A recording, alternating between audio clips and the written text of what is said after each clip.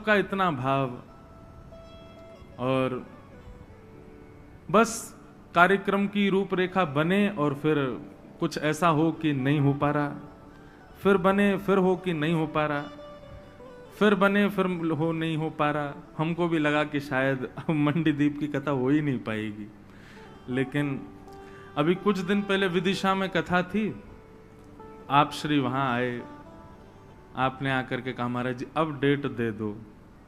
हमने कि भैया इतनी जल्दी तो हो ही नहीं पाएगा, अब तो अगले वर्ष होगी। बोले नहीं इसी वर्ष दीजिए, जो खाली हो वो दे दो। तो फिर हमने कहा अब एक काम करो, हम तो देखेंगे अपने स्तर पर, आप लाल जी से प्रार्थना करो। और ये बात बिल्कुल सत्य हम बता रहे हैं आपको, हम अपनी इच्छा से कहीं नहीं जा सकते। अगर हमसे कोई कहे कि महाराज जी आप आ जाओ, और केवल अकेले हमको बुलाने की भावना कोई रख कर के कथा करा ले, तो कुछ ना कुछ विघ्न, या कुछ ऐसा नहीं है विघ्न आए, लेकिन उसका क्या है। देखो एक बात बताएं, जब भी हम कोई ऐसा वैदिक क्रम करते हैं ना, तो देवताओं में भी कई देवता ऐसे हैं, उन लोग वो चाहते नहीं कि आप धर्म करो। क्यों? क्योंकि आपने धर्म किया तो उनकी पदवी आपको मिल जाएगी, इसलिए वो किसी ना किसी रूप में रुकावट बनते हैं। इसलिए ठाकुर जी से प्रार्थना करते हैं कि हे ठाकुर जी आप पधारो, हे लाल जी आप पधारो। तो लाल जी की जिम्मेवारी जब बनती है तो फिर सब व्यवस्था भी उन्हीं के हाथ में। कोई देवता यदि कुछ नाक मुंह मोड़े भी तो भी लाल जी संभाल लेते हैं। एक बार ऐसी कथा हुई थी, कुछ लोग थे हमारे पास आए, बोले महाराज जी कथा करानी है। हमने कि ठीक है करेंगे। साल भर बाद का समय दिया उनको, बहुत ध्यान से सुनना। तो उन्होंने कहा ऐसे ऐसे व्यवस्था है। हमने कहा देखो हम अकेले आए तो हम कहीं भी रुक जाते हैं, पर 5 स्टार होटल या ये बड़े होटल जो होते हैं इनमें हम लाल जी के साथ नहीं रुकेंगे, क्योंकि वहां की रसोई शुद्ध नहीं होती। हम अकेले आते तो कोई दिक्कत नहीं, पर लाल जी आते हैं कथा में तो वो नहीं रुकेंगे बड़े होटल में, क्योंकि वहां सब बनता है और लाल जी की रसोई अलग होती है। तो उन्होंने हमसे बोला तो आप अकेले ही आ जाओ, लाल जी को मत लाओ। मैंने कहा जय हो। मैंने कहा ठीक है। मैंने कहा बढ़िया वाला कमरा बुक करवाना हमारे लिए। कितना महंगा वाला है? बोले महाराज जी 50,000 वाला है सबसे महंगा। मैंने उसी में रुकूंगा मैं, करो। और मैं अकेला हूंगा, लाल जी नहीं आएंगे। बेचारे अभी सुनते होंगे कथा तो सोचते होंगे लेकिन हम उनका नाम थोड़ी बोल रहे हैं, किसी को पता थोड़ी चल रही कौन है। लेकिन प्रथम दिन कथा का लाल जी नहीं थे, और ऐसी मूसलाधार बारिश, ऐसी मूसलाधार। अभी भागवत जी की यात्रा आ रही थी बाहर से, और जैसे ये पंडाल है बस पंडाल के बाहर यात्रा पहुंची है, और यही डोम पंडाल बीच में से टूट करके नीचे धराशायी, खत्म। अब वो हमको देखें, हम उनको देखें। अब तो ये भी नहीं कह सकते कि कल से कर देंगे कथा, क्यों? पंडाल ही गिर गया, और जो टेंट वाला था वो सिर पकड़ के रोवे हुए, असंभव है, ये कैसे टूट गया, हो ही नहीं सकता। तो वो अब बोले महाराज जी अब क्या करें? मैंने कहा लाओ हमारी भागवत जी पोथी हमको पहले वापस दो। मैंने कहा अब 50,000 वाले कमरा में सो जाना जाके, और अब अगली बार कथा कराने का भाव बने तो लाल जी से प्रार्थना करना कि आप आओ। बेचारे वो आए, उनको समझाया। मैंने कहा ये कोई पाषाण नहीं है, ये कोई साधारण ऐसे ही कोई धातु नहीं है, साक्षात ठाकुर जी हैं, आपके घर में विराजमान साक्षात ठाकुर जी हैं, ये लाल जी साक्षात ठाकुर जी हैं। मैंने कहा ये इनकी उपस्थिति इसलिए थोड़ी होती है, ये अपने आप को पुजवाने थोड़ी आ रहे हैं, ये हमारी रक्षा के लिए संग रहते हैं कि भाई या की भक्ति में या की कथा में कोई विघ्न नहीं आवे, या हमारे में आके संग रहूंगो।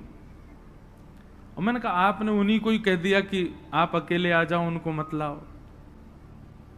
महाभारत युद्ध में अर्जुन के साथ कृष्ण नहीं होते, क्या पांडव उस विशाल सेना को पार कर पाते कौरवों की? केवल श्री कृष्ण साथ थे, इसलिए पांडवों ने उस विशाल कौरवों की सेना को ऐसे पार कर लिया जैसे कोई गाय के खुर का गड्ढा।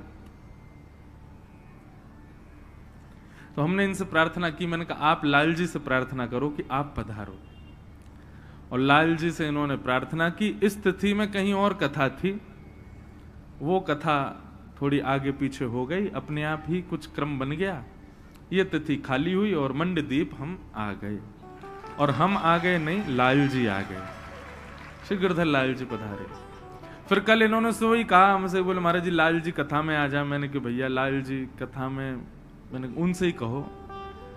तो जब कथा में आ रहा था मैं यहाँ, उससे पहले आए मेरे पास, बोले महाराज जी क्या करना। मैंने कहा ठीक, करो व्यवस्था, आएंगे। लाल जी पधारे। तो श्री लाल जी ठाकुर जी, बंधुओं विश्वास, मीराबाई की भक्ति में केवल एक चीज थी, विश्वास। इतना भरोसा था उनको ठाकुर जी के ऊपर कि विष भी ये मान करके पी गई कि ठाकुर जी के चरणामृत है। कालकूट विष जिसकी सुगंधी लेने पर मृत्यु हो जाए, उस कालकूट विष से भी मीराबाई को कुछ नहीं हुआ, केवल और केवल विश्वास। भक्ति में 3 चीज की आवश्यकता है, विश्वास, संबंध और समर्पण। ये 3 अति आवश्यक हैं।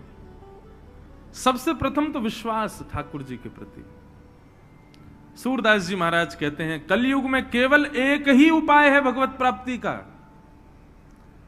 सूरदास जी कहते हैं, मैं बिना नेत्र का सूरदास तुमसे कह रहा हूं, इस उपाय के अलावा कोई और उपाय नहीं है भगवत प्राप्ति का। बोले क्या?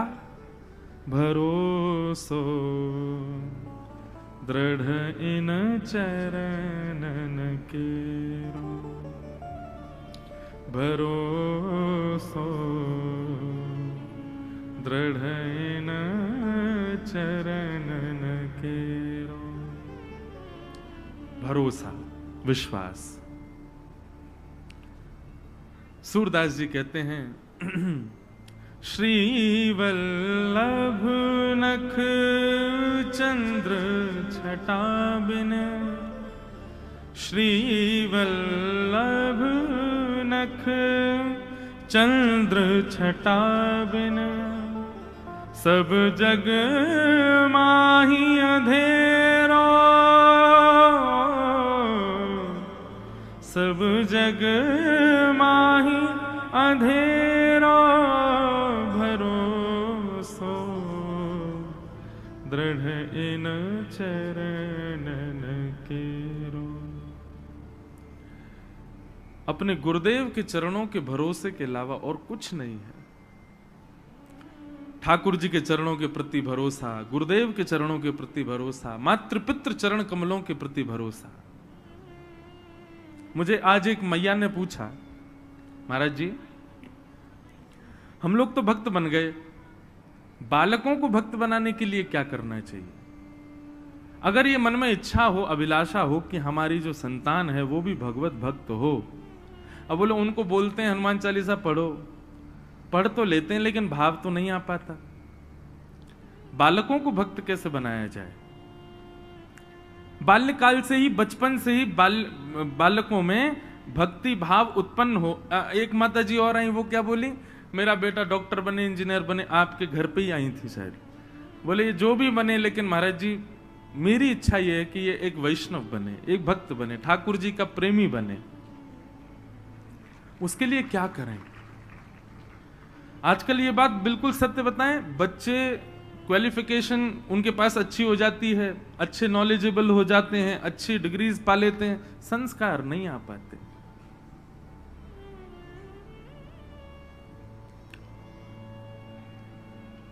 ठाकुर जी का भक्त यदि चाहते हैं कि बालक बने, तो सबसे पहले अपना भक्त बनाओ उनको। जब तक आप अपना भक्त नहीं बनाएंगे, वो ठाकुर जी के भक्त नहीं बन सकते। जबरदस्ती हम आपसे खुल के कह रहे हैं, 6 साल 7 साल 8 साल 9 साल के बच्चों को जबरदस्ती शाम को बैठाओ अपने पास, बोलो पैर दबाओ चलो हमारे। सबसे पहले मातृ पितृ भक्त बने वो, तभी ठाकुर जी का भक्त बन पाएगा, नहीं तो नहीं बन सकता। ये हम गारंटेड कह रहे हैं आपसे। यदि मातृ पितृ भक्त नहीं है तो ठाकुर जी का होकर के भी ठाकुर जी उसको कभी दृष्टि से देख नहीं सकते। सबसे पहले आप अपना भक्त बनाओ। और भाई सीधी बात है कि ठाकुर जी अपनी चरण सेवा तब देते हैं, पहले वो चेक करते हैं कि भाई तुझको सेवा करनी आती है कि नहीं। कहीं किसी को जॉब लेनी हो तो उससे पूछा जाता है तुमने पहले कहीं करी है कि नहीं। ऐसे ही ठाकुर जी सीधे अपने चरण नहीं देते, पहले देखते हैं। हाँ, गुरुजनों की सेवा की है, माता पिता की सेवा की है, परिवारी जनों की सेवा की है, तब ठाकुर जी को लगता हाँ सेवा इसके पास है तो ये हमारी भी कर सकता है। सबसे पहले बालकों को अपना भक्त बनाओ। माता पिता का अधिकार है चढ़ करके कहें हमारी सेवा करो। उनको बचपन से जबरदस्ती मंदिर में मत बैठाओ। वो जबरदस्ती से की गई भक्ति तामसी और हो जाती है, उससे उनका और ज्यादा मन उखड़ जाता है। पर हां, आपकी जबरदस्ती भी करेंगे, थोड़ा तो प्रेम है ना आपके प्रति, क्योंकि माता पिता हो। अपना वैष्णव भक्त बनाओ पहले। जब आपके भक्त बन जाएंगे तो ठाकुर जी के ना भी बने तो भी उनका कल्याण हो जाएगा। आपके भक्त हैं।